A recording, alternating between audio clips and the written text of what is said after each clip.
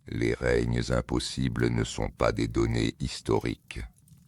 Ce sont des marqueurs symboliques indiquant l'éloignement temporel et le caractère sacré de l'origine. Plus le règne est long, plus le roi est proche des dieux. Plus il est proche des dieux, plus la lignée qui en découle est légitime. Cette lecture est solide. Elle explique de nombreux aspects du document, notamment son contexte de production. La liste royale, dans ses diverses versions, semble avoir été composée ou recopiée à des moments de compétition politique intense entre cités-États, qu'une cherchant à revendiquer la primauté de sa propre lignée. Le document n'est pas un livre d'histoire au sens moderne, c'est un argument politique habillé en chronique. Mais voici ce que cette lecture n'explique pas entièrement. La section antédiluvienne n'est qu'une fiction politique, pourquoi sa géographie est-elle si précise? Les 5 villes nommées, Eridu, Bad Tibira, Larak, Sipar, Chouroupak, sont des sites réels, dont 4 ont été excavés et dont l'occupation ancienne a été confirmée archéologiquement. Larak, moins bien documenté, a néanmoins été identifié dans la littérature cunéiforme comme une entité géographique distincte. Ce ne sont pas des noms inventés pour donner du prestige à une lignée. Ce sont des topographies réelles, des mêmes les noms des rois antédiluviens.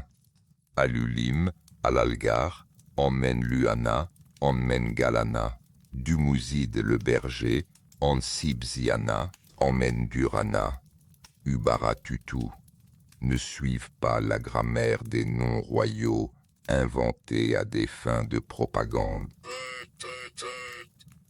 Ils suivent la grammaire des noms propres sumériens archaïques avec des morphologies qui correspondent à des pratiques onomastiques d'une période très ancienne. Le spécialiste Jacobson lui-même nota que certains de ces noms portaient des traces linguistiques indiquant une origine antérieure aux dynasties historiques connues. Et puis il y a les chiffres .241 200 ans. Ce n'est pas un nombre aléatoire. C'est un multiple exact de 3600, l'unité appelée SAR, dans le système sexagésimal sumérien. Le système de numération en base 60 que nous utilisons encore aujourd'hui pour mesurer les angles et le temps. Chaque règne individuel est également un multiple de 60 ou de 3600. La somme totale est rigoureusement calculée. Ce ne sont pas des exagérations narratives approximatives des très longs temps poétiques. Ce sont des nombres précis, construits selon les règles d'un système mathématique cohérent, ce qui soulève une question que le spécialiste Marvin Bietak, parmi d'autres, a formulée avec prudence. Et si ces chiffres n'encodaient pas des durées en années solaires, mais autre chose, des cycles astronomiques, des périodes rituelles, des unités de mesure d'un temps cosmique différent de notre temps calendaire. Aucune réponse définitive n'a été apportée à cette question, mais ce qui est certain, c'est que la précision numérique de la section antédiluvienne n'est pas compatible avec la désinvolture narrative d'une pure fiction. Quelqu'un a calculé ces chiffres. Quelqu'un a tenu à ce qu'ils soient exacts selon un système interne cohérent. Et ce quelqu'un a également tenu à indiquer, avec la même sobriété, que tout cela s'était terminé. Le déluge survint alors. 3 mots en sumérien. Un gouffre dans le texte. Et de l'autre côté de ce gouffre, la liste reprend, inchangée dans sa forme, mais transformée dans sa substance, comme si les scribes qui la composèrent voulaient dire deux choses simultanément. Il y avait quelque chose avant, et ce quelque chose a pris fin. Mais nous nous en souvenons. Nous le consignons. Nous le transmettons. Ce geste, cette insistance à nommer l'antédiluvien avec la même rigueur formelle que le post-diluvien, est peut-être le premier indice. Les sages qui précédèrent le déluge, les rois ne gouvernaient pas seuls. C'est une évidence dans toutes les monarchies de l'histoire, mais dans la tradition sumérienne, cette évidence prend une forme particulièrement précise et particulièrement étrange. À côté de chacun des 8 rois antédiluviens de la liste royale, Alulim, Al-Algar et les 6 autres, les textes cunéiformes mentionnent un personnage d'un type différent, un sage, un conseiller, un porteur de savoir. En sumérien, ce personnage s'appelle l'Abkalu. En akkadien, Abgal. Le mot signifie, selon les contextes, le très sage, celui qui comprend, ou, plus littéralement, le grand parmi les anciens. La première liste cunéiforme systématique des Abkalous antédiluviens a été publiée en 1961 par la sumérologue Erika Reiner, puis rééditée avec des fragments supplémentaires en 1974 par le spécialiste Rickelborger. Ces listes établissent un tableau précis.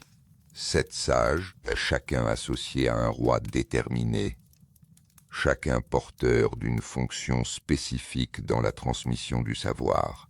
Le premier Abkalu se nomme Uana, ou, dans les textes grecs tardifs qui reprennent cette tradition, Oans est associé à Alulim, le premier roi d'Éridu. Les textes sumériens et akkadiens le décrivent comme celui qui apporta les arts de la civilisation du ciel.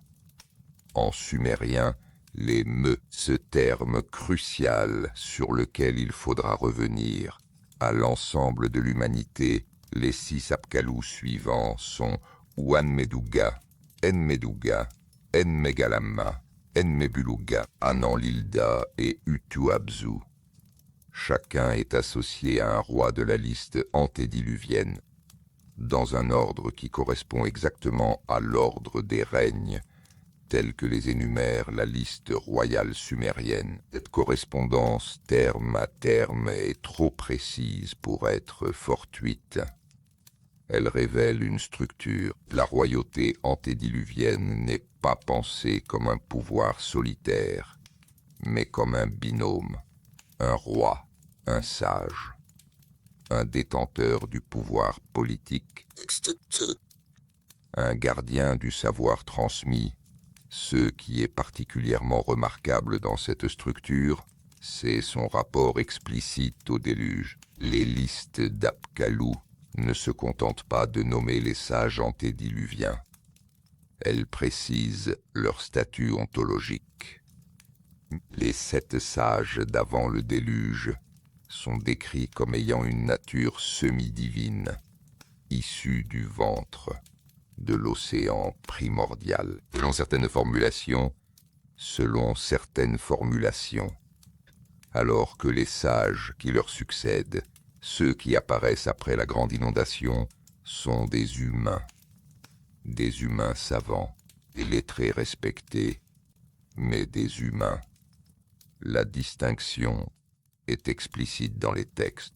Le déluge marque donc, dans la cosmologie sumérienne, non seulement une rupture politique, la fin des règnes, impossiblement long, mais une rupture ontologique.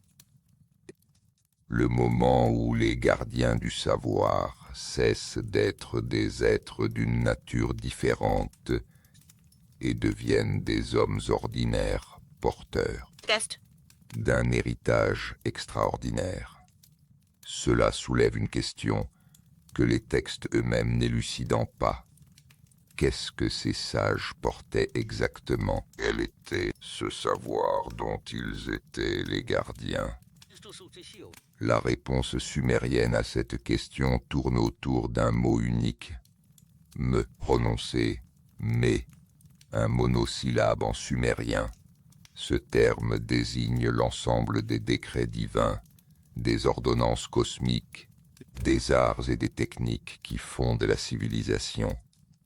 La sumérologue Thorkild Jacobsen, puis Samuel Noah Kramer dans son ouvrage The Sumerians, publié en 1963, ont analysé en détail les listes de me qui apparaissent dans les textes cunéiformes. Elles incluent la royauté, le sacerdoce, la descente aux enfers, la montée aux cieux, les instruments de musique, les arts de charpentier, de forgeron, de scribe, de potier, la justice, la calomnie, la tromperie.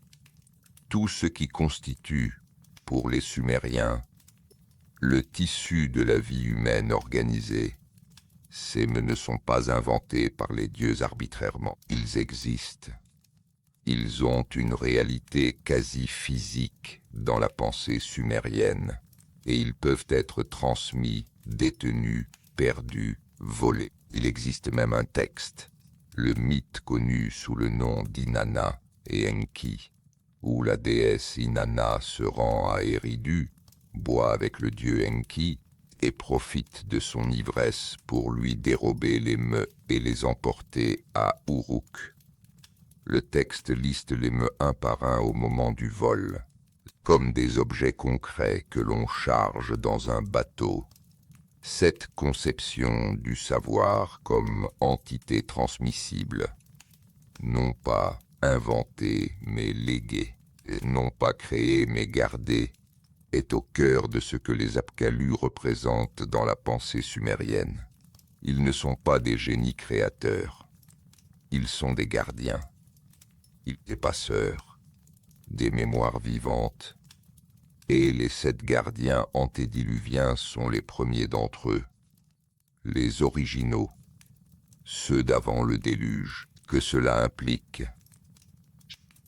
si l'on suit la logique interne des textes sumériens sans chercher à l'interpréter dans un sens ou dans un autre, c'est assez saisissant.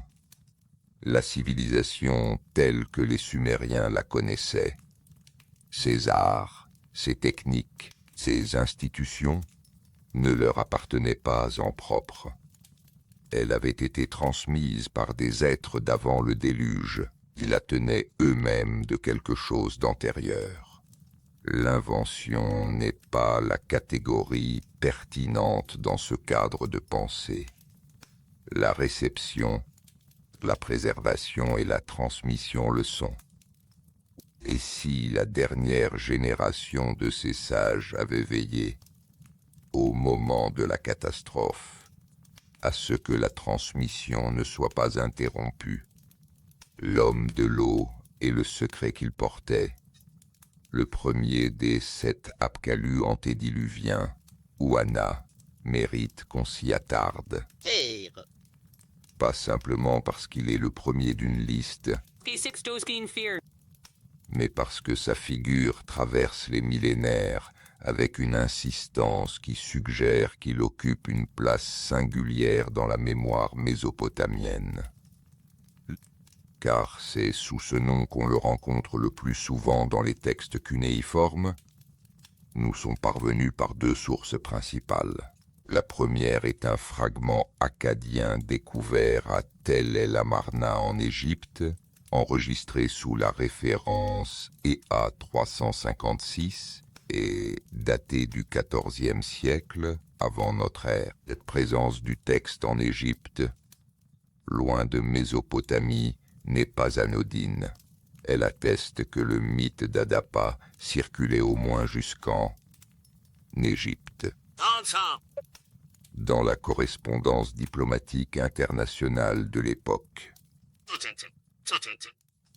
La deuxième source est un groupe de fragments provenant de la bibliothèque d'Assurbanipal à Ninive, constitué au 7e siècle avant notre ère mais copié selon toute vraisemblance à partir de textes beaucoup plus anciens. Adapa est décrit comme le sage de la cité d'Éridu, la plus ancienne des 5 villes antédiluviennes. Le texte le qualifie de Phil-Déa, Enki en sumérien, le dieu de l'eau douce, de la sagesse et des arts.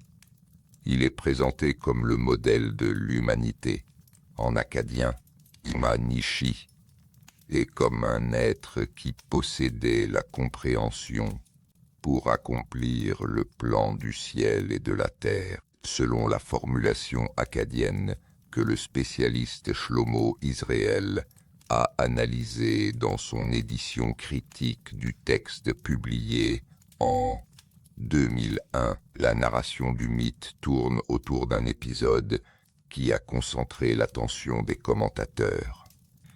Adapa pêche dans le golfe Persique quand le vent du sud renverse son embarcation. Dans sa colère, Adapa brise les ailes du vent, un acte d'une puissance surnaturelle qui provoque une accalmie de 7 jours. Convoqué devant le Dieu céleste à nu pour répondre de cet acte, Adapa se rend au ciel. Son père Ea lui conseille, avant le voyage, de refuser la nourriture et la boisson qu'on lui offrira, lui assurant qu'elles seront la nourriture et la boisson de la mort. Adapa obéit, mais ce qu'on lui offre, ce sont en réalité la nourriture et la boisson de la vie éternelle, et en refusant, Adapa perd l'immortalité pour lui et, par extension, pour l'humanité tout entière. Le commentaire académique dominant voit dans ce mythe une étiologie, une explication des origines. Il explique pourquoi les humains sont mortels malgré leur sagesse, pourquoi la connaissance et l'immortalité ne coïncident pas. C'est une lecture légitime, et elle est solidement ancrée dans la structure narrative du texte. Mais voici ce que cette lecture laisse en suspens. Le mythe précise explicitement qu'Adapa possède ce que les textes appellent Ud-Dassar, littéralement la surpassante compréhension des jours, ou, dans la traduction plus libre de Shlomo Israël, la sagesse qui dépasse les temps. Cette formulation n'est pas courante dans la littérature cunéiforme. Elle apparaît en lien avec Adapa spécifiquement, et avec les Apkalous en général. Elle suggère une connaissance d'un type particulier. Non pas la connaissance pratique, technique, celle des artisans et des scribes, mais une connaissance de nature temporelle, une compréhension de quelque chose qui transcende les cycles ordinaires. D+, la position d'Adapa dans la structure apkallu-roi est significative. Il est le sage du premier roi, Alulim d'Éridu. Éridu est, dans la cosmologie sumérienne, la première ville, le lieu de la création de l'humanité, le siège du dieu Enki. C'est à Éridu que les mets ont été déposés à l'origine. C'est à Éridu que la sagesse a d'abord pris demeure sur terre. La chaîne des Apkalous constitue une ligne de transmission de la sagesse originelle vers le monde post-diluvien, alors Adapa est le premier maillon. Celui qui tient, dans les deux sens du terme, celui qui conserve et celui qui supporte le poids de ce qui vient après. Le texte dit quelque chose d'autre encore, quelque chose de discret mais de troublant. Il précise qu'Adapa n'est pas immortel et ne le devient pas. Il est sage, Ud-Dassar, mais mortel. Cette combinaison, la sagesse maximale unie à la mort inévitable, fait de lui le prototype d'une figure qui revient sans cesse dans les textes mésopotamiens, le sage qui sait, qui transmet et qui disparaît, qui laisse quelque chose derrière lui précisément, parce qu'il ne peut pas rester. Qu'est-ce que c'est ici? Il y a dans cette figure quelque chose qui ressemble à un héritage délibéré, une connaissance trop précieuse pour être emportée dans la mort et trop lourde pour être portée seule, une connaissance que l'on confie, que l'on passe, que l'on grave dans l'argile pour ceux qui viennent après, pour ceux qui survivront à ce que l'on sait déjà qui va venir. Les instructions du Père à la veille du déluge. Il existe un texte que les spécialistes considèrent comme le plus ancien texte de sagesse du monde. Non pas le plus ancien texte en général. Les tablettes administratives du Rouk, avec leurs pictogrammes de rations d'orge, sont plus anciennes de plusieurs siècles. Mais le plus ancien texte qui soit explicitement un enseignement. Un texte qui dit à son lecteur « Voici ce qu'un homme sage a dit à son fils. Voici ce qu'il faut retenir. » Le texte s'appelle les instructions de Shuruppak. Son titre en sumérien est Kurupag Ud Dasar Za Emean. Shuruppak, roi qui possède la sagesse des temps. Il est conservé dans de nombreuses copies, dont la plus ancienne provient de la cité d'Abou Salabik et date d'environ 2600 à 2500 avant notre ère, ce qui en fait un document rédigé il y a plus de 4500 ans. La version la plus complète figure dans le corpus de l'électronique texte Corpus of Sumerian Literature de l'Université d'Oxford sous la référence ETCSL 5.6.1. Le texte s'ouvre sur ces lignes qui méritent d'être citées dans leur intégralité. En ces jours lointains, en ces nuits lointaines, en ces années lointaines, en ce temps, le sage qui savait parler avec des mots élaborés vivait dans le pays. Shuruppak, le sage qui savait parler avec des mots élaborés, vivait dans le pays. Shuruppak donna des instructions à son fils. Shuruppak, fils d'Ubaratutu, donna des instructions à son fils Ziyud-Sura. « Mon fils, laisse-moi te donner des instructions. Tu devrais y prêter attention. Ziyud-Sura, laisse-moi te parler. Tu devrais y prêter attention. Cette ouverture est digne d'une attention particulière. Elle commence par une formule temporelle répétée 4 fois. En ces jours, en ces nuits, en ces années, en ce temps, qui, dans la littérature sumérienne, signale systématiquement un temps mythique, un passé si lointain qu'il touche aux origines. C'est la même formule qui ouvre le mythe de la création d'Éridu, qui ouvre les récits de la fondation des premières villes. Ce n'est pas « il y a longtemps », c'est « avant que le monde ne soit ce qu'il est devenu ». Et dans ce temps-là, Shuruppak donne des instructions à Ziyud-Sura. Ziyud-Sura est le survivant du déluge, et lui qui apparaît dans la tablette CBS 1673 sous le même nom. Il s'appelle Utnapishtim dans l'épopée de Gilgamesh et Atrahasis dans le texte akkadien du même nom. Il est le dernier roi antédiluvien dans certaines versions du texte, ou le fils du dernier roi Ubaratutu dans d'autres. Et son père, Shuruppak, est un homme qui sait parler avec des mots élaborés. Un sage.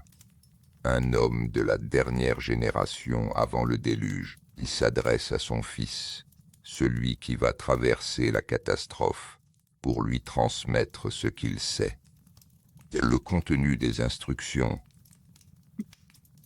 est à la fois très quotidien et très profond. Churupak conseille à Ziudsura de ne pas acheter un âne qui braie, de ne pas se porter garant pour un autre, de ne pas voyager seul vers l'Est, de ne pas s'asseoir seul dans une chambre avec la femme d'un autre, de ne pas rendre ses jugements en état d'ivresse.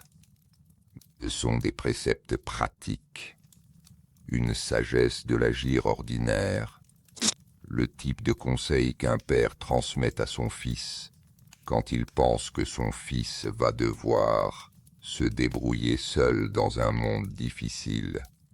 Mais la formule finale, répétée à 3 reprises au cours du texte, révèle quelque chose d'autre. Churupak, fils d'Ubara Tutu, donna ses instructions à son fils Ziudsura. Cette insistance sur la filiation, grand-père, père, fils, trace une ligne généalogique explicite, ère nucléaire oubliée. Elle relie le savoir à une lignée précise. Elle dit « Ce que tu portes te vient d'une chaîne d'hommes qui ont su. Et maintenant c'est toi qui dois porter cette chaîne. » La lecture académique standard de ce texte, soutenue notamment par les travaux de Ben Dalster dans son édition de 1974, Wisdom of Ancient Sumer, le présente comme un recueil de sagesse morale et pratique, un ancêtre des proverbes bibliques et d'autres textes de sagesse du Proche-Orient ancien. C'est une lecture juste. Le texte appartient bien à ce genre littéraire, mais voici ce que cette lecture ne met pas assez en lumière. Texte sumérien.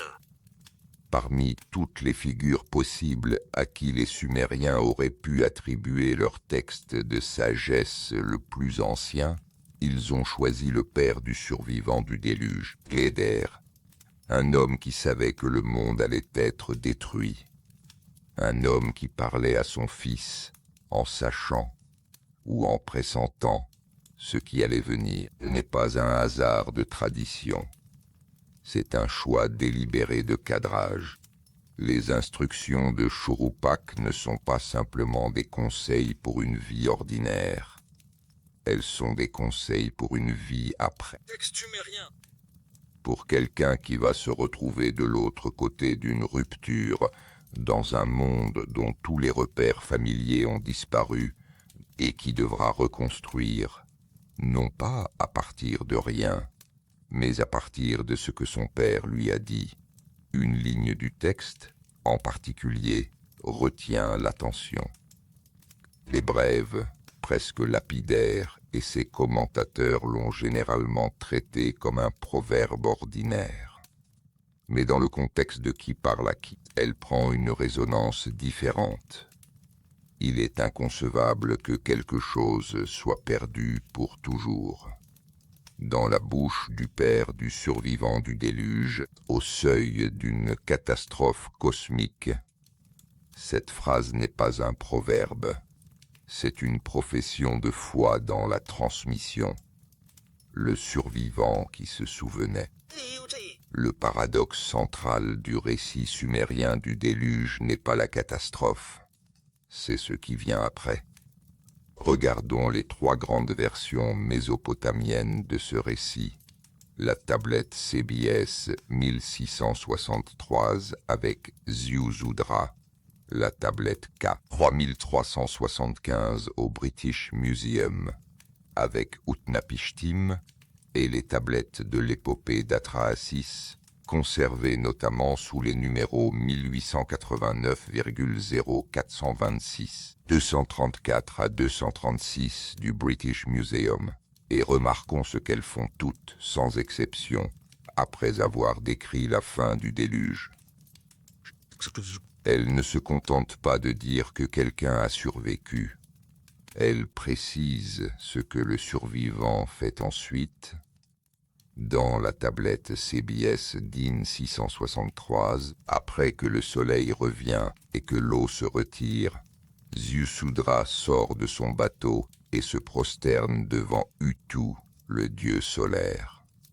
Il offre des sacrifices à un bœuf, des moutons. Puis les dieux An et Enlil lui confèrent l'éternité comme celle d'un dieu, en sumérien, Mudaanku-4 il le transporte dans un lieu appelé Dilmun, où le soleil se lève, une île ou un état d'existence, à l'orient du monde connu, dans le récit de l'épopée de Gilgamesh. Tablette 11, conservée sous la référence K 3375 et traduit pour la première fois par George Smith en 1872. Une traduction qui provoqua une sensation internationale, car elle révélait l'existence d'un récit du déluge antérieur à la Bible. Utnapishtim est installé au confluent des fleuves dans un lieu d'éternité après le déluge. Mais avant d'y être transporté, il transmet quelque chose à Gilgamesh. Le texte décrit une conversation longue, méticuleuse, dans laquelle Utnapishtim révèle l'emplacement d'une plante sous-marine qui rend la vie et donne des instructions précises sur la manière de la trouver. Le détail est souvent lu comme un épisode narratif parmi d'autres dans l'aventure de Gilgamesh, mais il mérite une attention différente. Le survivant du déluge, avant d'être retiré du monde des hommes vers son éternité insulaire, prend le temps d'indiquer à celui qui vient le chercher où se trouve quelque chose de précieux. Il laisse des instructions. Il laisse un chemin. L'épopée d'Atrahasis est, sur ce point, peut-être la plus explicite. Les tablettes 1889,0426-234 à 236, datées du règne du roi babylonien Amisaduka, vers 1646-1626 avant notre ère, et éditées dans leur version académique définitive par Wilfred Lambert et Alan Millar en 1969. Raconte la décision des dieux de détruire l'humanité par le déluge. Le dieu Enlil, excédé par le bruit de l'humanité, le tapage de l'humanité et l'expression acadienne Rigmat Nishi, décide l'anéantissement. Mais Enki, le dieu de la sagesse, refuse de laisser son serviteur Atrahasis périr. La manière dont il l'avertit est, dans la tradition mésopotamienne, l'un des actes les plus commentés. Il parle non pas à Atrahasis directement, mais au mur de sa hutte de roseau. Mur de roseau, écoute. Hutte de roseau, retient. Tikpi, tikpi, chamacham, commence le passage acadien. Enki ne brise pas son serment de ne pas révéler les décrets divins aux humains. Il parle à une surface inanimée. Et Atrahasis entend. Ce détail, le dieu qui parle au mur pour que l'homme puisse entendre sans que les autres dieux puissent accuser Enki d'avoir violé leur accord, est extrêmement précis. N'est pas une métaphore poétique, c'est un protocole, une procédure. Le texte décrit comment l'information traverse la frontière entre le divin et l'humain en respectant les formes requises. Mais la précision va plus loin. Enki ne dit pas seulement à Atrahasis de construire un bateau. Il lui donne des dimensions, des matériaux, des instructions d'étanchéification. Il lui dit combien de temps il a. Il lui dit ce qu'il doit embarquer. Ce que ce texte décrit, si l'on s'y attarde, est un transfert de connaissances techniques dans des conditions d'urgence absolue. Quelqu'un qui sait ce qui va arriver transmet à quelqu'un d'autre exactement ce dont il a besoin pour survivre et pour continuer, pour être là de l'autre côté. Pour que quelque chose persiste, est atrahasis, dont le nom signifie en acadien l'exceedingly wise, le surpassamment sage, n'est pas présenté comme un homme ordinaire soudainement choisi par un dieu capricieux. Il est présenté comme quelqu'un qui déjà savait, un serviteur d'Enki depuis longtemps, un homme qui avait déjà reçu un savoir particulier avant que la catastrophe ne soit annoncée. Dans les 3 versions mésopotamiennes du déluge, le survivant n'est pas choisi au hasard. Il est choisi parce qu'il est déjà le porteur d'un héritage. Et après le déluge, son premier acte n'est pas de dormir, ni de pleurer les morts, ni de contempler la désolation. C'est d'offrir, d'ouvrir, de manifester ce qu'il a traversé. Le rite sacrificiel qui suit immédiatement la fin des eaux dans les 3 versions. Bœuf, mouton, encens, n'est pas seulement une action de grâce, et la reprise d'un protocole. Le geste du prêtre qui recommence, dans un monde détruit, exactement ce qui se faisait dans le monde d'avant, comme si le déluge n'avait pas interrompu quelque chose, mais l'avait simplement suspendu. C'est ce que l'on enterra à Sipar. Il existe un texte qui n'est pas sumérien, ni akkadien, ni même cunéiforme, et pourtant il est peut-être l'un des plus importants pour comprendre ce que la mémoire mésopotamienne gardait du temps d'avant le déluge. Ce texte est la Babyloniaca de Bérose. Son auteur, un prêtre babylonien du dieu Marduk, vécut et écrivit autour de 278 avant notre ère, sous les Séleucides. Il avait accès aux archives des temples babyloniens, des millénaires de tablettes cunéiformes accumulées dans les bibliothèques sacrées, et rédigea en grec une histoire de la Babylonie destinée à un public hellénisé. Ce texte original ne nous est pas parvenu directement. Il nous est connu par des citations et des résumés conservés chez des auteurs postérieurs, notamment Eusèbe de Césarée et Georges le Cinquel. Testis, sumérien. Parmi les passages que Bérose consacre au déluge, se trouve un détail qui a longtemps intrigué les spécialistes. Il raconte que le dieu Chronos, identifié par Bérose avec l'Ankissa mésopotamien, ordonne aux héros du déluge, qu'il appelle Xisutros, transcription grecque de Ziusudra, de faire quelque chose avant que les eaux ne montent. Il lui ordonne d'enterrer à Sipar, la cité du soleil, le commencement, le milieu et la fin de toute chose, consigné par écrit. Sipar, la ville du soleil, l'une des 5 cités antédiluviennes, nommée dans la tablette CBS 1673.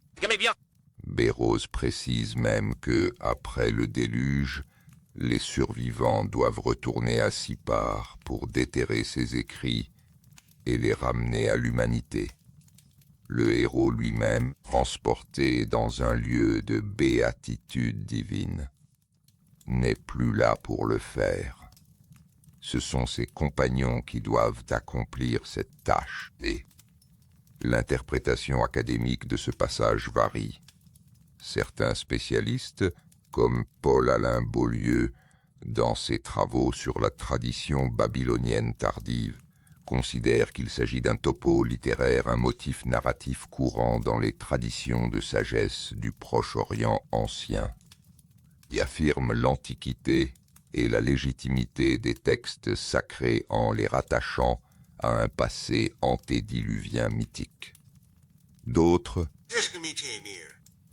parmi lesquels Martin Lang, dans son étude de la littérature de sagesse babylonienne, note que ce motif n'est pas purement décoratif et qu'il reflète une pratique réelle de conservation d'archives dans des conditions protégées, attestée par l'archéologie de plusieurs sites mésopotamiens. Sipar, justement, a livré à l'archéologie quelque chose d'inhabituel. Les premières fouilles systématiques du site, identifiées à l'actuel Tel Abu Haba en Irak, ont été menées par Hormuzd Rassam en 1880-1881, avant d'être reprises plus rigoureusement par les expéditions belges entre 1894 et 1902 sous la direction de Vincent Scheil. Les fouilles ont révélé, outre des milliers de tablettes cunéiformes administratives et littéraires, une pièce particulière dans les restes du temple de Shamash, une chambre d'archives où des tablettes avaient apparemment été déposées de manière organisée, protégées par des récipients en terre cuite. Cette disposition n'est pas celle d'une bibliothèque ordinaire en usage. C'est celle d'un dépôt intentionnel. Aucune inscription ne dit explicitement « Et nous déposons ceci ici pour que les générations futures le trouvent après la catastrophe. » Mais la structure matérielle correspond précisément à ce que Béroz décrit. Et la tradition qu'il rapporte qu'à Sipar, avant le déluge, quelque chose fut enterré pour être retrouvé après, ne flotte pas dans le vide mythique. Elle s'ancre dans un lieu réel où des dépôts archivistiques intentionnels ont effectivement été réalisés. Il est impossible de dire si les tablettes trouvées à Sipar sont les tablettes que Béroz évoque. L'écart chronologique est trop grand, la documentation trop lacunaire. Mais ce qui est possible de dire, et c'est peut-être plus important, c'est que la tradition babylonienne de l'époque de Béroz croyait fermement que cette chose avait eu lieu, que la dernière génération avant le déluge avait fait l'effort de préserver ce qu'elle savait, que cet effort avait un lieu précis, Sipar, et un objet précis, le commencement, le milieu et la fin de toute chose. Ce n'est pas la description d'une bibliothèque ordinaire, c'est la description d'une encyclopédie du monde. Ouais. De quelque chose qui ne devrait pas être perdu, même si tout le reste laisse tête la question que cette tradition pose, dans sa persistance à travers 2 millénaires de littérature mésopotamienne, est celle-ci. D'où vient cette idée?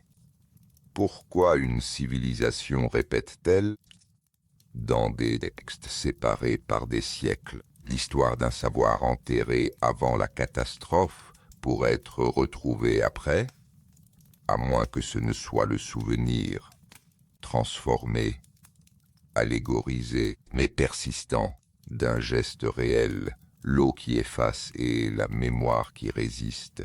Parlons maintenant du sol. De ce que les archéologues ont trouvé sous leurs pieds dans la boue desséchée de la plaine mésopotamienne en 1929, Sir Leonard Woolley, lors de la 8e saison de la Joint Expedition du British Museum et de l'Université de Pennsylvanie à Ur, à y descendre ses ouvriers en contrebas des niveaux du cimetière royal. Un cimetière datant d'environ 2600-2400 avant notre ère, dont les tombes royales avaient livré des trésors extraordinaires. Sous les couches du cimetière, les niveaux d'occupation de la période dynastique archaïque, les ouvriers atteignirent une strate qui arrêta net les fouilles. Entre. non pas un plancher de roc ou une absence de matériaux archéologiques, mais quelque chose de différent. Une couche épaisse de limon propre, dépourvue de tout artefact humain, d'environ 3 mètres de hauteur à certains endroits. Woolley envoya un télégramme mémorable à ses partenaires du British Museum. Il affirmait avoir trouvé le déluge. La réaction de la communauté scientifique fut plus nuancée. Les sédimentologues qui analysèrent la couche de Woolley confirmèrent qu'il s'agissait bien d'un dépôt alluvial, du limon déposé par une inondation massive. Mais lorsqu'on la compara aux couches similaires identifiées sur d'autres sites, il devint évident que la couche de Woolley à Ur ne correspondait pas au dépôt de Chouroupak ou de Kish. Chaque site avait sa propre strate d'inondation, à sa propre profondeur, correspondance à sa propre chronologie. À Chouroupak, tel Farah, la couche d'inondation identifiée lors de la fouille de 1930-1931 correspond à la fin de la période de Jemdet Nasr, vers 2900 avant notre ère. Elle marque une rupture claire dans la séquence archéologique. En dessous, une céramique polychrome caractéristique de cette période. Au-dessus, une céramique différente de la période dynastique archaïque Im. Mais, et c'est le point crucial, il n'y a pas d'hiatus culturel total. Les couches d'occupation reprennent, au-dessus du limon, les mêmes types de fours, les mêmes outillages, les mêmes pratiques artisanales réapparaissent, modifiées mais pas méconnaissables. La catastrophe a eu lieu, mais quelque chose a continué. À Kish, une couche d'inondation distincte a également été identifiée, datant grosso modo de la même période. À Eridu, les niveaux les plus anciens témoignent d'interruptions d'occupation, mais non d'abandon définitif. La ville la plus ancienne du monde sumérien survit à ce que les textes appellent le déluge. Fragilisée, réduite peut-être, mais présente, que l'archéologie révèle donc n'est pas un seul événement global. Une catastrophe unique qui aurait tout effacé d'un coup. Ce qu'elle révèle est une période de crue catastrophique répétée dans la plaine mésopotamienne, probablement entre 3000 et 2700 avant notre ère,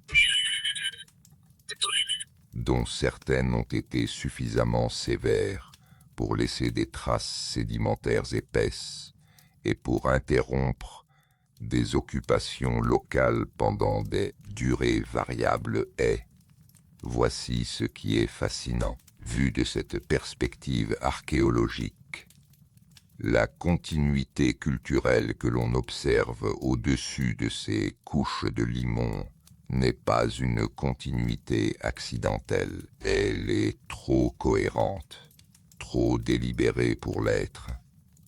Les temples sont reconstruits sur leurs fondations précédentes, les rites sont repris. Les textes administratifs reprennent avec les mêmes formulaires.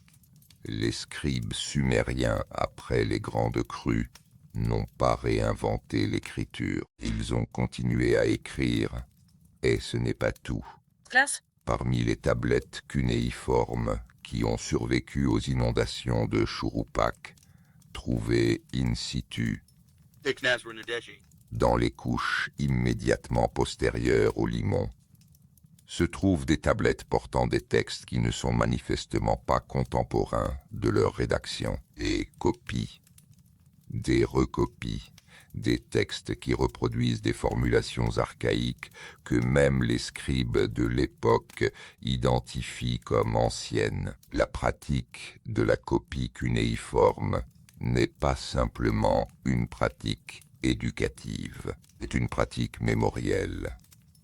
Un scribe qui recopie un texte ancien ne le fait pas pour apprendre à écrire, il le fait pour que ce texte ne disparaisse pas, pour que la voix qu'il porte continue à résonner dans un monde qui a failli l'oublier. Les eaux ont effacé les villes, mais quelqu'un a veillé à ce que les textes survivent, le langage codé des chiffres impossibles. Revenons un moment aux chiffres du prisme de Weld Blundell. Alulim d'Eridu, 28 800 ans. Al-Algar d'Eridu, 36 000 ans. Emmène Luana de Bad Tibira, 43 200 ans. Emmène Galana de Bad Tibira, 28 800 ans. Du Muside le berger de Bad Tibira, 36 000 ans. En Sibziana de Larak, 28 800 ans. Emmène Durana de Sipar, 21 000 ans. Ubara Tutu de Churupak, 18 600 ans. Total. 241 200 ans. Ces chiffres ont provoqué, depuis le premier déchiffrement de la liste royale sumérienne au XIXe siècle, deux types de réactions. La première est le rejet pur et simple. Ce sont des exagérations mythiques, des durées symboliques indiquant très, très longtemps, comparables aux 969 ans de Mathusalem dans la Genèse. La deuxième est la recherche d'un sens caché. Ces chiffres encodent quelque chose de précis que nous n'avons pas encore compris. Entre ces deux positions, il y a des faits que l'on peut établir avec certitude. Premier fait, chacun de ces règnes est un multiple exact de 3600. Ce n'est pas approximatif, c'est exact. 28 800, 8 teams 3600. 36 000, 10 teams 3600. 43 200, 12 teams 3600. 21 000. Ici, on notera une légère irrégularité selon certaines versions du texte. Certains manuscrits donnant 21 600, 6 tam 3600. Mais le principe de base reste. Ces chiffres sont construits selon la logique du système sexagésimal sumérien, 3600, le sar, est l'unité supérieure. Ce qu'on fait. Le nombre 3600 n'est pas un nombre anodin dans la civilisation sumérienne. Il est à la fois un nombre calendaire, 360 jours plus un cycle de correction, et un nombre astronomique fondamental. 43 200, est le règne d'Emmen-Luana, est exactement le rapport entre la durée d'un jour, 86 400 secondes, et la moitié de ce rapport.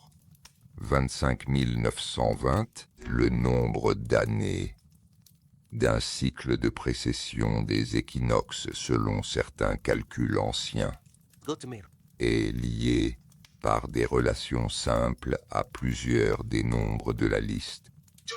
Le chercheur Livio Catullo Stecchini, dans ses analyses des systèmes métriques anciens publiées dans les années 1970, a noté ces correspondances, bien que ces conclusions restent controversées. Troisième fait, le total de 241 200 ans est lui-même divisible par des nombres astronomiquement significatifs. 241 200 U 600 402, 241 200 U 3667. Ces divisions ne sont pas spectaculaires en elles-mêmes, mais elles témoignent de la cohérence mathématique interne de la liste. Ce que l'on peut dire avec prudence, et c'est la formulation de Thorkild Jacobsen lui-même dans son analyse de 1939. Texte sumérien. Une formulation remarquable par sa précaution.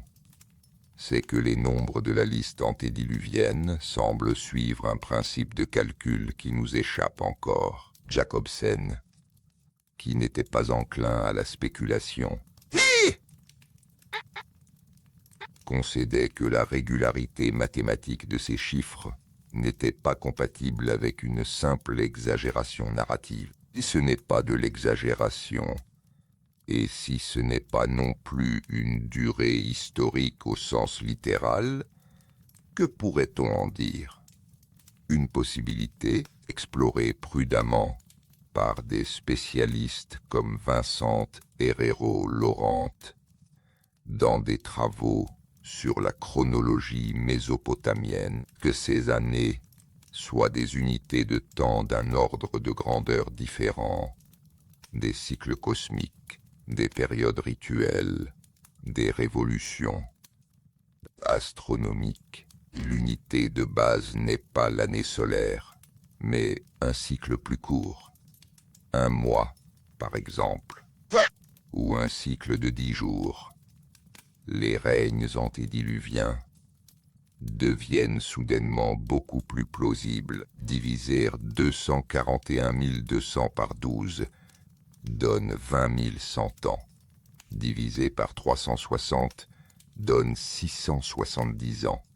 Encore long, mais du même ordre de grandeur que les 969 ans de Mathusalem. Aucune de ces hypothèses ne peut être confirmée avec les données disponibles. Qui peut être dit est plus simple et peut-être plus important. Ces chiffres sont un langage construit selon des règles précises. Ex-sumérien. Un langage mathématique qui suppose un concepteur qui savait ce qu'il faisait, est ce langage dit, avec la rigueur de ses multiples de 3600. Il y avait quelque chose avant le déluge, quelque chose de computable, de mesurable, d'organisé selon des principes que nous connaissions et que nous voulons que tu saches que nous connaissions. C'est peut-être le plus étrange des indices que la dernière génération avant le déluge aurait laissé. Non pas une histoire, non pas une liste de noms, mais une structure mathématique.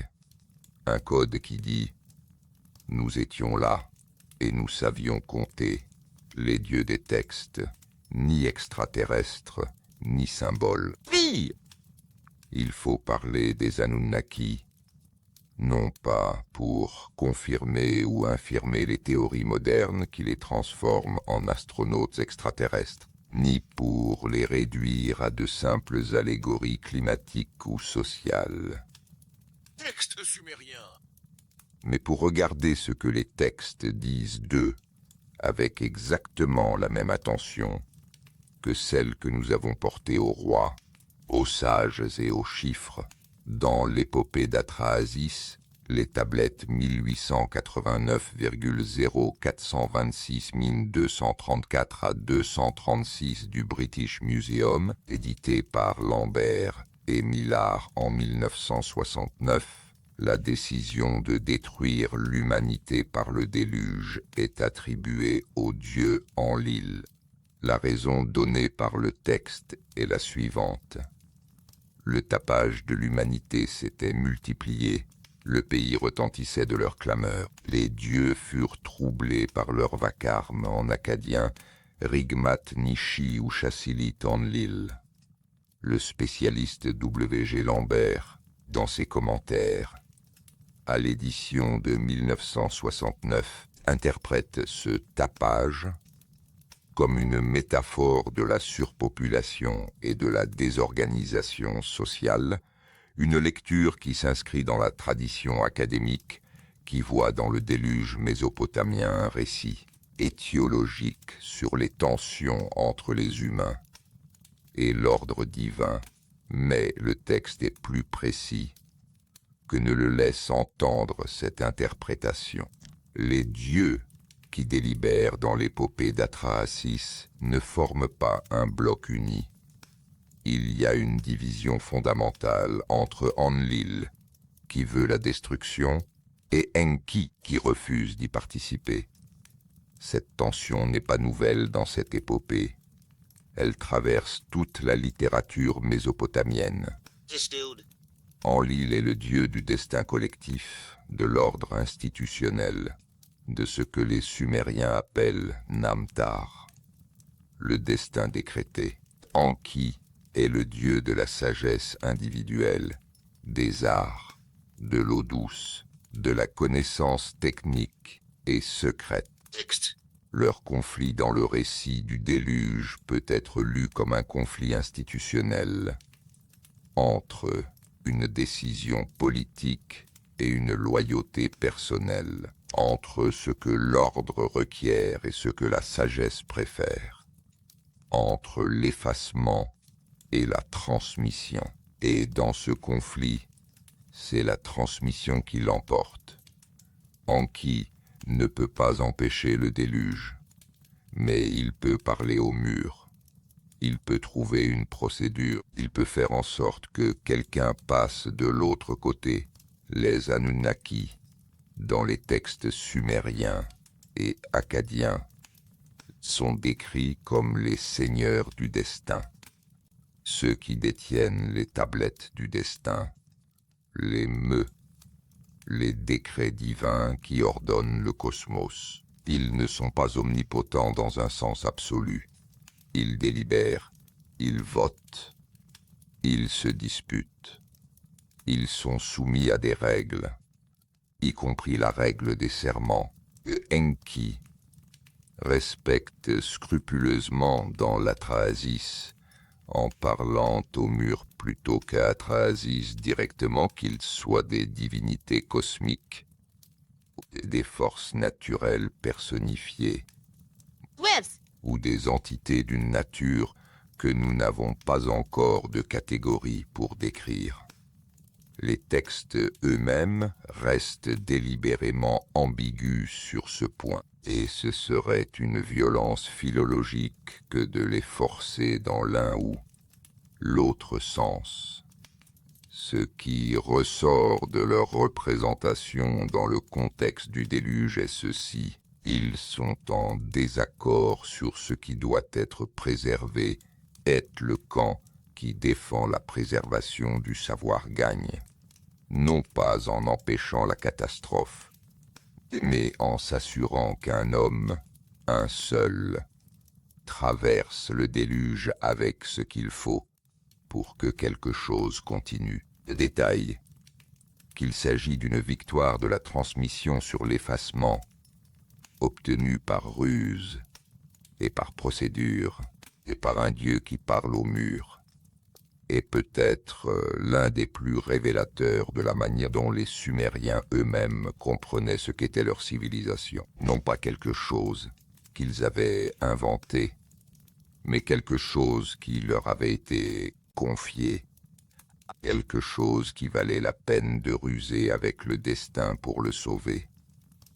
L'écho de Noé, et si les deux traditions se souvenaient du même événement. Il existe une question que les spécialistes de la Bible et de la littérature mésopotamienne débattent depuis le soir de décembre 1872, où George Smith, assistant au British Museum, traduisit la tablette K. 3375 est reconnu dans ces lignes un récit si proche du déluge de Noé qu'il s'écria, selon la tradition, peut-être apocryphe, et dut quitter la salle pour reprendre ses esprits. Cette question est la suivante. La Genèse a-t-elle emprunté le récit du déluge à la tradition mésopotamienne? La réponse académique dominante, telle que formulée par Thorkild Jacobsen, Samuel Noah Kramer, et plus récemment Jeffrey T. Gay dans son étude de l'évolution du texte de Gilgamesh, est nuancée.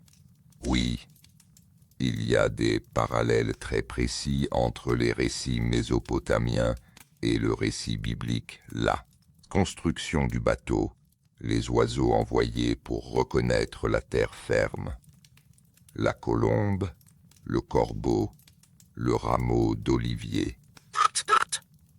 Le sacrifice après la fin des eaux, et ces parallèles sont trop spécifiques pour être des coïncidences. Mais les différences sont également profondes et révélatrices dans les textes mésopotamiens. Le déluge est le résultat d'un conflit entre des dieux multiples, d'une décision contestée, d'une trahison bienveillante. Dans la Genèse, c'est la décision d'un Dieu unique répondant au mal moral de l'humanité. Dans les textes mésopotamiens, le survivant est choisi pour sa sagesse et sa proximité avec Enki. Dans la Genèse, il est choisi pour sa justice morale. Dans les textes mésopotamiens, le survivant reçoit l'immortalité. Dans la Genèse, il reçoit une alliance et des promesses. Ces différences ne sont pas superficielles. Elles reflètent des théologies, des anthropologies, des conceptions du rapport entre humain et divin qui sont fondamentalement distinctes. Ce qui est remarquable, donc, n'est pas que les deux traditions se ressemblent, c'est qu'elles partagent des détails si précis. Les oiseaux, les matériaux du bateau, la durée des eaux, le sacrifice olfactif qui attire les dieux, que l'on ne peut pas les expliquer par une simple convergence narrative indépendante. Quelque chose a circulé. Quelque chose a été transmis, mais transmis comment? Et depuis quand? La Bible hébraïque a été mise par écrit entre le Xe et le Ve siècle avant notre ère, avec des couches de rédaction antérieures et postérieures. Les textes mésopotamiens que nous avons examinés datent pour la plupart du 2e millénaire avant notre ère et avec des traditions orales qui remontent probablement à la fin du 3e millénaire. L'exil babylonien des Hébreux au 6e siècle, avant notre ère, offre un contact historique, documenté entre ces deux traditions. Mais voici ce que la simple hypothèse du emprunt babylonien ne résout pas pleinement. Les différences théologiques entre les deux récits sont trop profondes pour être le produit d'un simple copier-coller. Les auteurs bibliques avaient simplement repris le récit de Gilgamesh. Pourquoi aurait-il transformé aussi radicalement sa structure divine?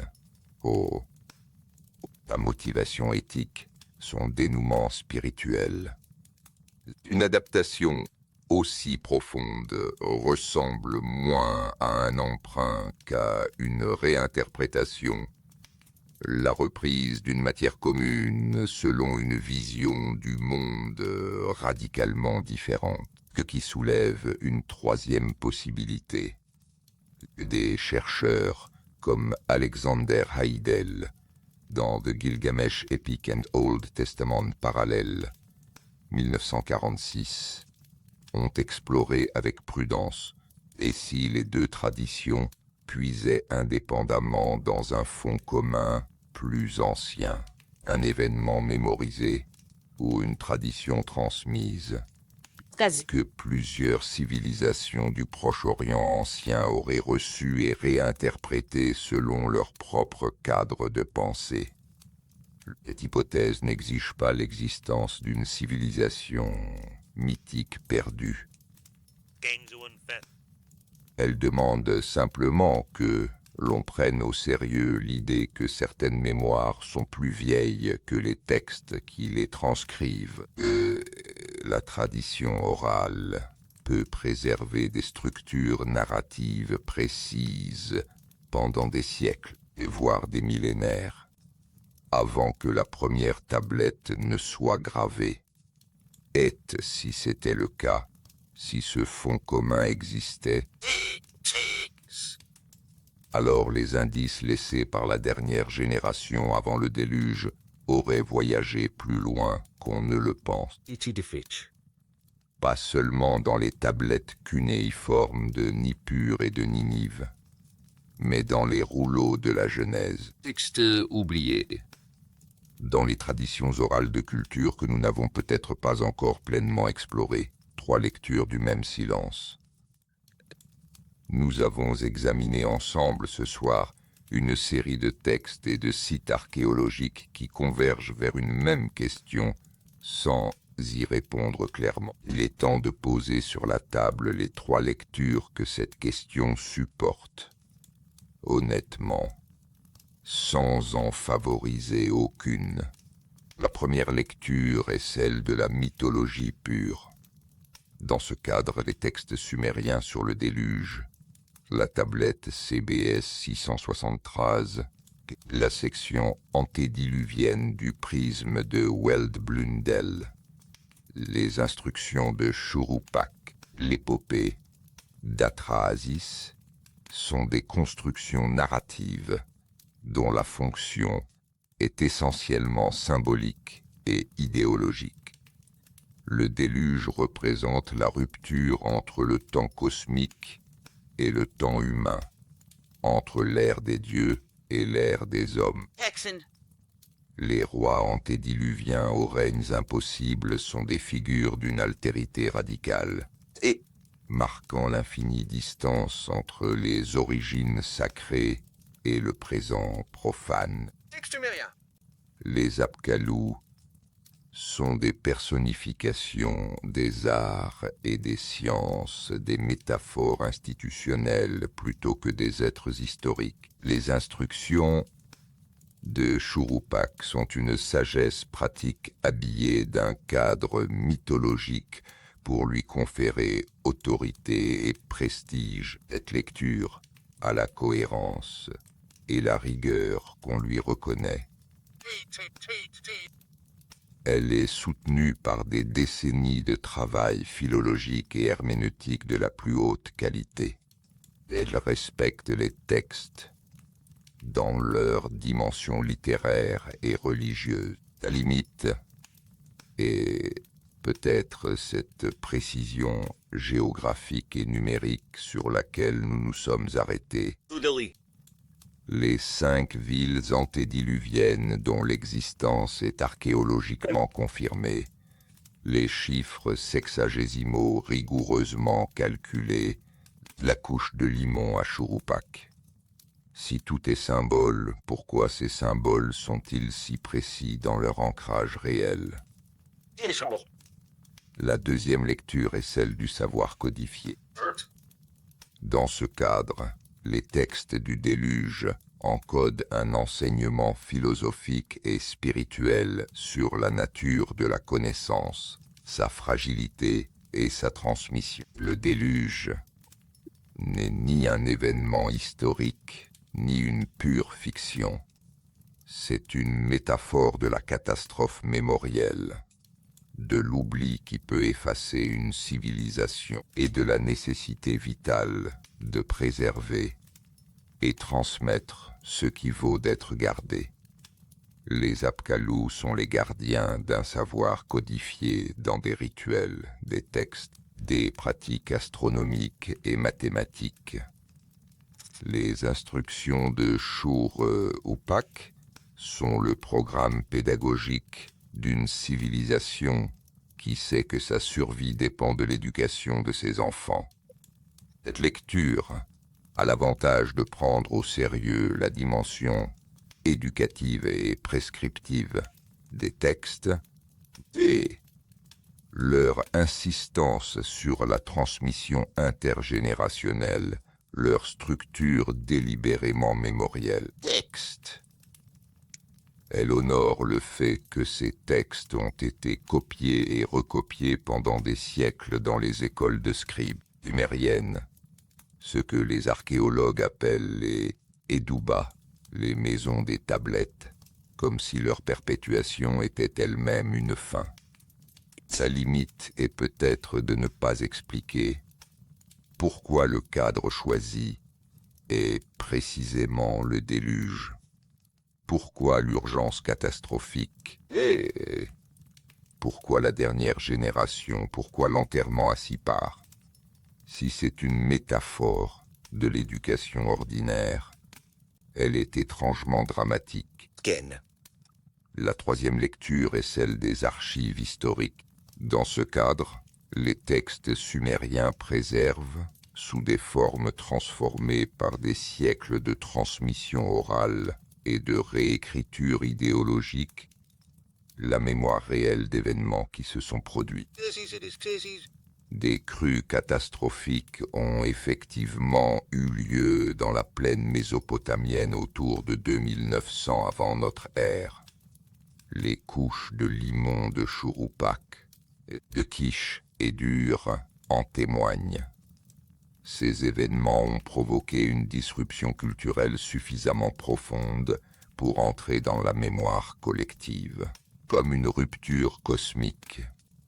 Et dans la période qui précédait ces crues, il existait effectivement des institutions de conservation du savoir, des temples, des écoles de scribes, des pratiques rituelles, dont les représentants ont survécu en portant avec eux ce qu'ils avaient mémorisé et préservé. Cette lecture a l'avantage de prendre au sérieux la concordance entre le texte et l'archéologie.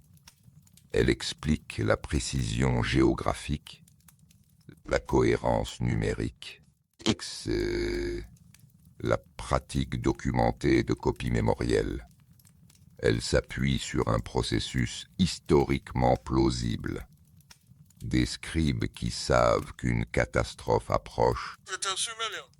ou qui survivent à une catastrophe et qui font tout pour que ce qu'ils portent ne soit pas perdu.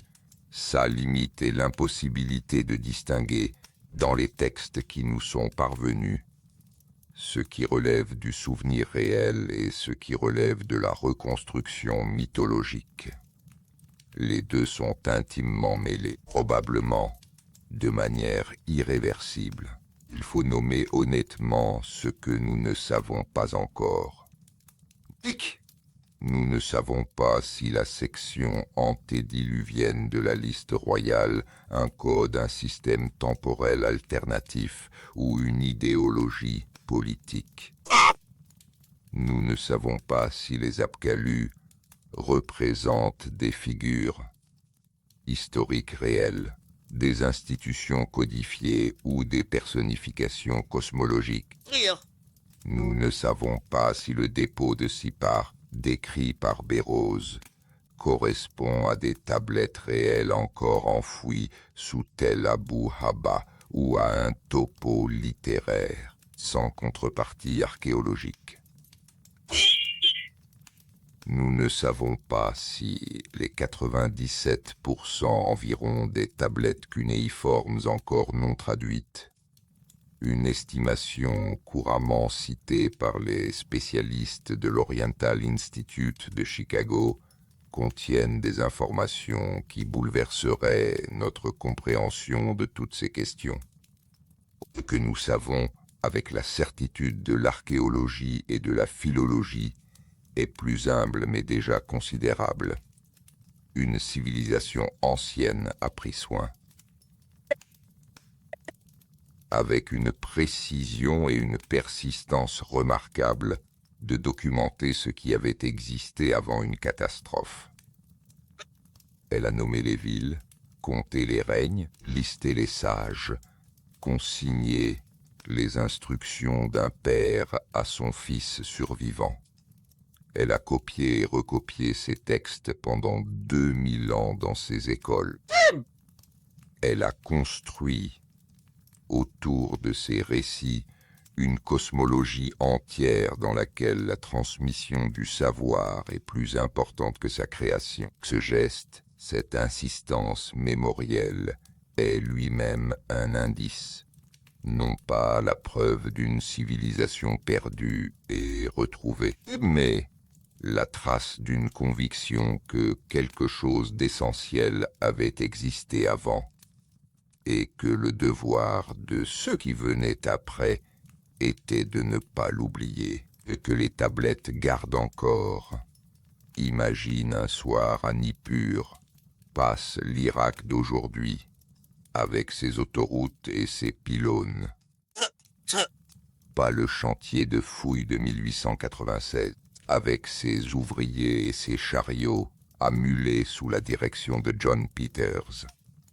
Mais Nippur elle-même, dans sa vie, disons vers 1700 avant notre ère, pas longtemps avant que la tablette CBS 1673 ne soit gravée dans sa forme définitive, une école de scribes. Une pièce rectangulaire basse de plafond éclairée par une lampe à huile. Une rangée de jeunes gens assis en tailleur, chacun devant une galette d'argile fraîche, un stylet de roseau à la main et un maître, debout, qui dicte. Il dicte un texte qu'il connaît par cœur, qu'il a appris lui-même quand il était assis à la même place, devant la même argile, un texte que son maître à lui connaissait par cœur. Et le maître de son maître avant lui, une chaîne de mémoire, de génération en génération, remontant vers un passé que personne n'a vu, mais que tout le monde, dans cette salle, considère comme réel. Le texte commence. En ces jours lointains, en ces nuits lointaines. Les stylets s'enfoncent dans l'argile, quelque part dans ce geste simple. Un jeune scribe qui recopie un texte ancien, parce que son maître le lui demande, Elido. Parce que c'est comme ça qu'on forme un scribe, parce que c'est comme ça que la tradition se perpétue. Quelque part dans ce geste se trouve peut-être la réponse à la question que nous avons posée ce soir. Pas une réponse définitive, pas une preuve, mais une réponse à la question pourquoi. Pourquoi cette insistance à nommer l'antédiluvien, à documenter ce qui a été perdu, à transmettre les instructions d'un père à son fils, à la veille d'une catastrophe?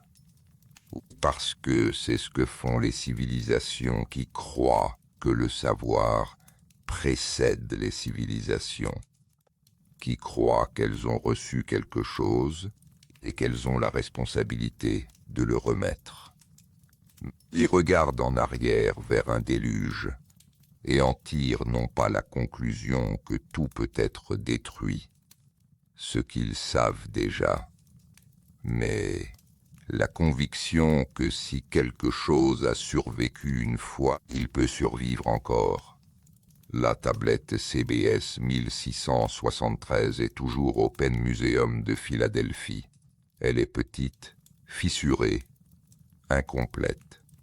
Elle tient dans une main 13 cm de long, 10 de large, moins de 2 d'épaisseur, et sur sa surface couleur de sable brûlé, en écriture cunéiforme, les colonnes de texte que quelqu'un a gravées il y a 3650 ans en recopiant une tradition qui remontait déjà à plusieurs siècles. Elle décrit 5 villes qui ont existé, un roi qu'on a averti, une eau qui est montée pendant 7 jours et 7 nuits, un homme qui a survécu, et ensuite, après tout ça, l'indication sobre et précise que la royauté est descendue à nouveau du ciel, que les choses ont recommencé, que la chaîne n'a pas été rompue, le prisme de Weld Blundell tourne lentement dans sa vitrine d'Oxford. Les 4 faces exposent tour à tour leurs colonnes de chiffres impossibles. 28 800 ans, 36 000 ans, 241 200 ans en tout, pour 8 rois, 5 villes, un monde d'avant. Puis cette ligne unique qui sépare 2 ères. Le déluge survint alors. Et de l'autre côté, la liste reprend. Les instructions de Chouroupak circulent dans leurs dizaines de copies d'Abou Salabik à Nippur, d'une école à l'autre, d'un siècle à l'autre. Mon fils, laisse-moi te donner des instructions. Un père à la dernière génération avant le déluge, parlant à l'homme qui traversera l'eau, lui disant comment vivre dans le monde d'après. Quelque chose s'est passé. Les textes en sont sûrs. L'eau est venue. Des cités ont été englouties. Des lignées ont été brisées. Et quelque chose, un savoir, un ordre, une mémoire, a été préservé avec une intention si délibérée et structurée, qu'est si répétée à travers les siècles, que l'on ne peut pas tout à fait l'écarter comme une simple coïncidence narrative. Est-ce la mémoire d'une civilisation plus ancienne encore, perdue sous les eaux et le limon de la plaine mésopotamienne? C'est une construction idéologique habillée de précision géographique pour paraître plus vraie qu'elle n'est. Sumérien. Est-ce le souvenir réel d'hommes et de femmes qui, devant la montée des eaux, ont fait le choix délibéré de ne pas laisser leur savoir mourir avec eux? La décision t'appartient à ce que les tablettes gardent. Elles le gardent dans leur silence d'argile, dans les colonnes de signes cunéiformes que personne, depuis 40 siècles, n'avait lus, et que nous pouvons maintenant lire. Dans les lacunes du texte, les passages effacés, les fragments manquants qui représentent peut-être les plus importants de tous. Et puis il y a cette ligne des instructions de Chouroupak, ce proverbe du père au fils, cette phrase brève et étrange que nous avons rencontrée en chemin et qui ne s'est pas effacée. Il est inconcevable que quelque chose soit perdu pour toujours. Dans la bouche d'un homme qui savait ce qui allait venir, à l'adresse d'un fils qui allait traverser le déluge. Cette phrase n'est pas un proverbe, c'est une promesse. Le mystère demeure. Les eaux se sont retirées depuis longtemps, mais quelque chose, dans les tablettes, attend encore. Si ce voyage au cœur de la mémoire ancienne t'a touché ce soir, laisse un commentaire. Dis-moi d'où tu écoutes. Quelle question reste ouverte pour toi? Laisse l'argile s'imprimer doucement dans le silence de cette nuit et laisse-toi porter.